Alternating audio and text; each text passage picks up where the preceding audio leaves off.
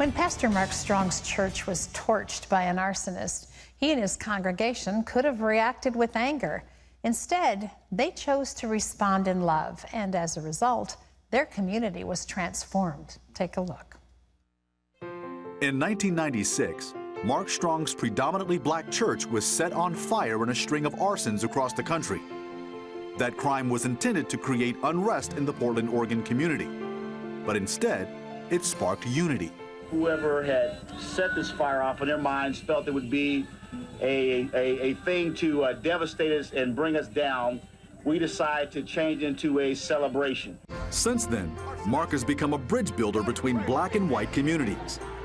He recently co-authored The Freedom Factor, revealing the link between unforgiveness and suffering. Please welcome to the 700 Club the pastor of Emmanuel Free Baptist Church in Portland, Mark E. Strong. It's great to have you here, Pastor. It's great to be here. This is the church you grew up in. Yes. Tell us a little bit about what happened in '96. Well, in 1996, the church at the time was called Emmanuel Free Methodist Church, so we're a life-changed church now. And what happened was we were having a prayer meeting, and one of the young men prayed. He said, "Lord, drop a firebomb in the church." So we were thinking about revival, spiritual. Yeah. Well, that night we actually, someone actually threw 2 Molotov cocktails into the church and burned the church. And it happened at a time when there was a lot of church burnings going across the nation that were racially motivated. So we had to deal with all that. So what was your initial reaction, Mark? 3 o'clock in the morning, when I first arrived at the church, a reporter put a microphone on my face and they said, "How do you feel about this racially motivated fire?" My response was, whether a person was red, yellow, black, white, or brown, I didn't see the color of the hand of the person that threw the firebomb into the church. But I do know that as a believer, our struggle is against the enemy. So we decided to take a posture to try to bring reconciliation opposed to polarizing the situation to bring more tension and strife and division and so forth.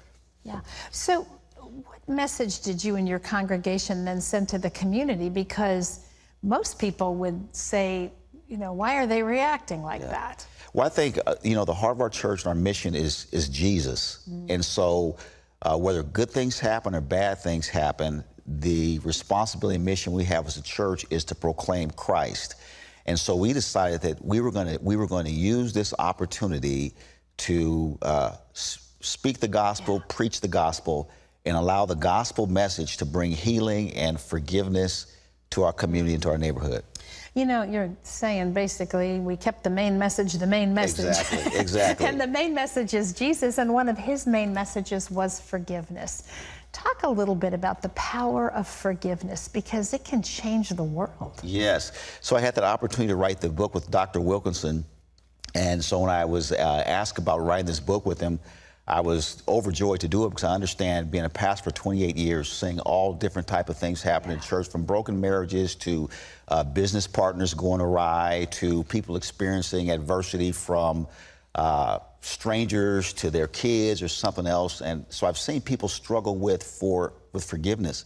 Yeah. And so the beauty about the book is that, or the uniqueness about the book is that it addresses areas of forgiveness that many times are overlooked. So in the parable of the unmerciful servant in Matthew 18, Jesus tells us, first of all, to forgive not 7 times, but 70 times 7. And there was a unique reason why he said that, because there is a revelation, or I should say an insight that we look over all the time, and that is that we don't understand that when we don't forgive, what that causes God to do is to remove the protective barrier from around our lives, and that makes us susceptible to all kinds of suffering and distress and pain, and we don't make that connection, that hidden connection between unforgiveness and suffering that we experience in many times in our lives. It sets us free. And there are layers to that. It's not just simply saying it. There are actual layers to experiencing that forgiveness and being set free. Yes. And so one of the words that's unique in that chapter is the word basenio, which means represents suffering, but it's the word defined means that when a person experiences distress or suffering. And so we can experience suffering from unforgiveness on a number of levels. So whether it's physical, whether it's emotional, sometimes people experience depression, deep anxiety, physical issues in their body. It also refers to like just spiritual things that people go through when they don't forgive. And so the beauty of forgiveness is it helps people to find the freedom that they're longing for, but they don't know how to get it. And so in the book, Dr. Wilkinson and I, we just kind of discuss how a person can find that forgiveness and how they can escape the torture or the distress that comes from forgiveness. And so it's a wonderful thing. You know, it can be hard to embark on that journey, but the freedom that comes from choosing to forgive is beyond measure. And I want to say the Freedom Factor, Mark's book written with Bruce Wilkinson, is available nationwide. You can also see a web-exclusive interview with Mark on our Facebook page. Just log on to facebook.com/700club. Plus, Mark's going to be our featured speaker in today's Noon Chapel, and we stream that live, so you can join us. All you have to do is log on to cbn.com. But the Freedom Factor, you want to get a hold of this. Get set free. It's your inheritance. Thank you, Mark. Very welcome. It's great to have Very you here welcome. It's today. great to be here. Thank you.